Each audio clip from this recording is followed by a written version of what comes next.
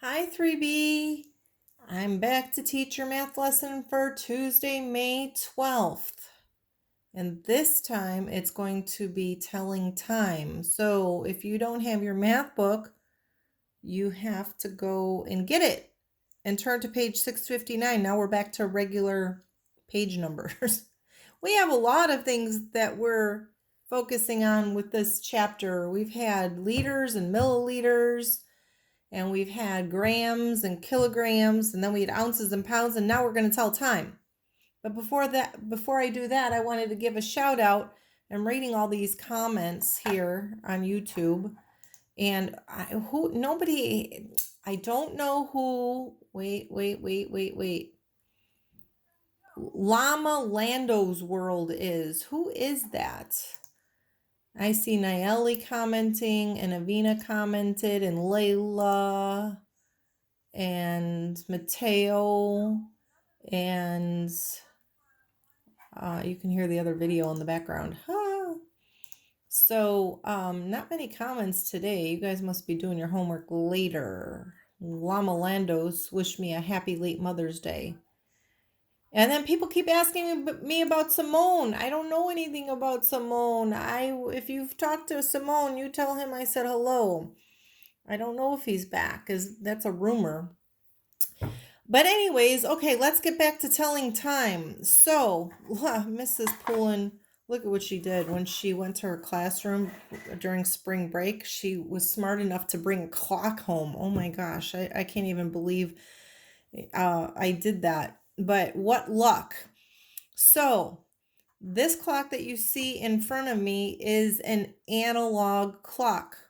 All right, it means it has the hands and the face. And this is the one we have hanging in our classroom. And this is the one you need to learn to tell time on, because if you can tell time on this clock, then you're good forever. You know how to tell time. All right, so this is an analog clock. And of course, the other one we have here is a digital clock, the ones with the number and the colon. That's actually a punctuation mark called a colon. And the hour is always put in front of the colon, and the minutes are always behind it. So I suggest that everybody learn how to tell time on the analog clock. All right, so this clock is just like the one I have here on my desk. And the hands here are color coded to make it a little bit easier. The shorter one is always the hour hand, and that's color coded in red. And then we have the minute hand in blue. Okay, so for this lesson, we need to tell time to the nearest minute. Okay, so when we want to tell time to the nearest minute, I'm going to zoom in on this one. Let's look at the hour hand first. All right, so this is the hour hand.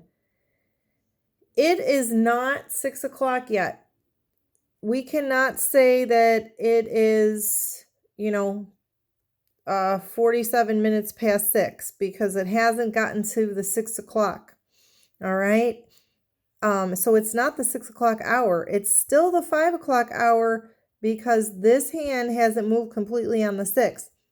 So the time that you see on the clock is going to be in the 5 o'clock hour. All right. So how do you count time to the nearest minute? Well, you have to ask yourself a few things here. How many minutes are in an hour? We know that 60 minutes are in an hour, and there are 5 minutes between each one of these large numbers on the clock. So we count by fives on the clock. And when we want to find out how many minutes past the hour it is, we don't start counting. We don't say that this is 5.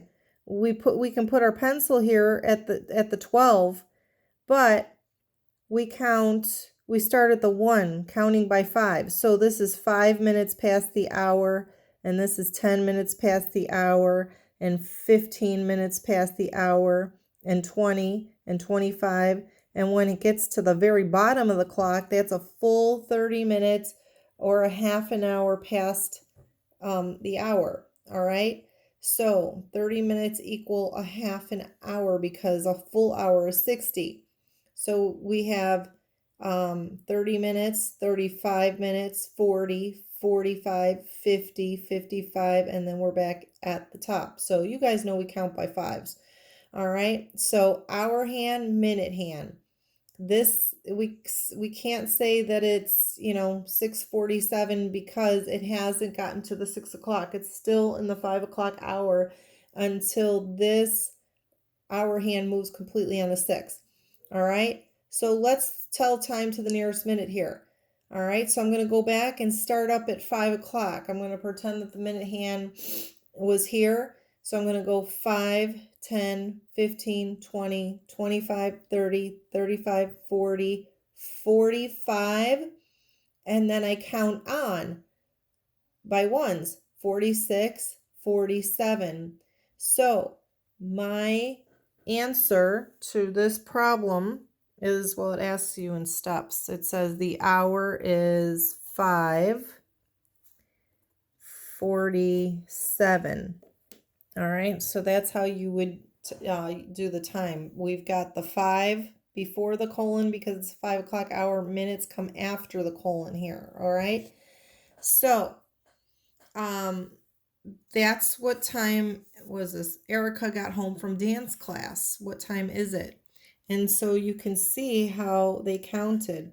You start at the top of the hour, 5, 10, 15, 20, 25, 30, 35, 40, 45, 46, 47. So you can look at this page 659, to remind yourself.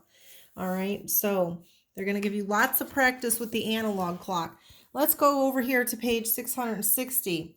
It says Jake's soccer practice ended. What time is it? So well, that's kind of something I already went over, kind of telling you that the digits before the colon is the hour, the digits after are the minutes. So if you look at the digital clock here, it's 12:15. We could say it's 12:15 or 15 minutes past 12. All right, but you wouldn't do this 15:12. There is no 15 hour. All right, that's backwards. So we wouldn't want to do that. We would want to say it's 12:15 when we're writing our time. And then, of course, you're always going to include AM or PM. AM is in the morning, PM is in the afternoon. All right, so you get lots of practice with telling time today. And some of these are written out in word form. All right, so make sure you read carefully so you don't make a mistake with that. And you're going to sometimes have to write the time in numbers, and sometimes they're going to want you to write it in words. All right, so that goes all the way over to page 662, and there's some word problems on the back. All right, but we've done a lot of this in Simple Solutions again. I remember